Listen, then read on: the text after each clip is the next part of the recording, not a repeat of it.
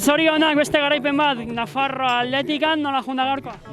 Bai, eskerrik asko, oso ondo joan da lasterketa zirkuito politxa, lokatxakin.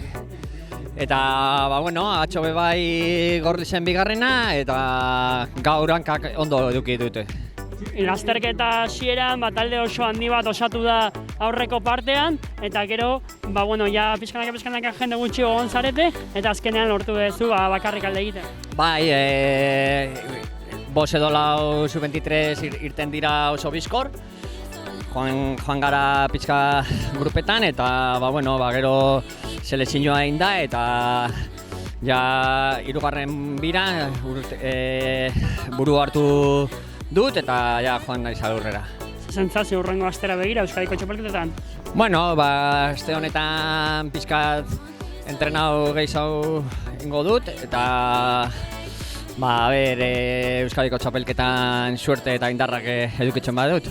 Zorionak. Eskerrik asko zu.